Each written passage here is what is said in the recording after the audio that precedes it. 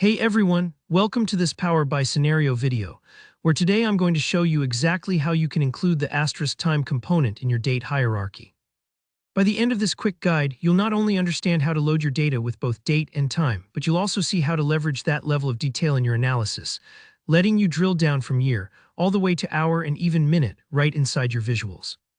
This really opens up new possibilities if you want to see sales patterns or activities that happen within a single day. Let's jump right in. First, let's talk about the data we'll be working with. Imagine you have a table with columns for sale ID, date, time, product, and sales amount, each row being something like a sale of a laptop at 2025-090-108-15-00 for $5,000, or sale of a desk at 2025-090-216-0000 for $1,500. The crucial part here is the date-time column. Unlike a standard date-only setup, date-time combines both the calendar date and the precise time down to the second, all in a single column.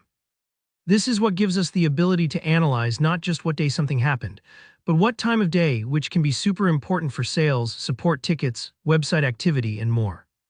So how do you get this data into Power BI? It's pretty straightforward. With Power BI Desktop open, go up to the Home tab and look for the Enter Data option. Here you'll simply copy and paste your table, exactly like the one I described a moment ago, and hit Load. Power BI will bring in your data as a new table, complete with your date-time column intact. Next, we want to make sure Power BI treats the date-time column properly. In the Fields pane, click on your date-time column. Then go over to the Column Tools ribbon at the top and set its data type to date-time if it isn't already.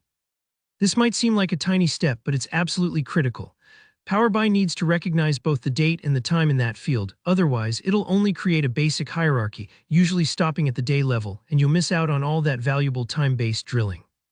Now, if you go into a visual like a line chart and put the date-time column on the x-axis, you might notice Power BI automatically creates a date hierarchy. By default, it'll break things down into year, quarter, month, and day, but here's the catch. Out of the box, time like hours or minutes won't appear as additional levels in that hierarchy. If your analysis really needs you to see what time things are happening, not just which day, you'll want to get more granular. Here's a pro tip. You can extract the time components manually using calculated columns.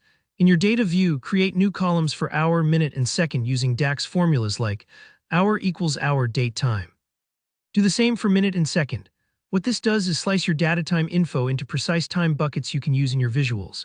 It's like giving your Power BI model superhero vision, able to zoom in on, say, whether most sales happen in the morning, at lunchtime, or right before closing.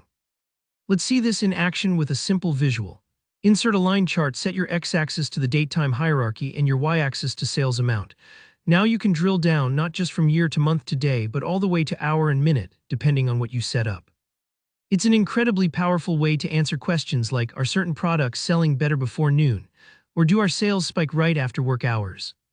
And that's it. You now know how to bring time into your date hierarchy in Power BI, giving you much finer granularity and way richer insights. If this helped you, make sure to give the video a like, leave a comment if you have any questions or run into any issues, and don't forget to subscribe for more hands-on Power BI tutorials. Thanks for watching and happy analyzing.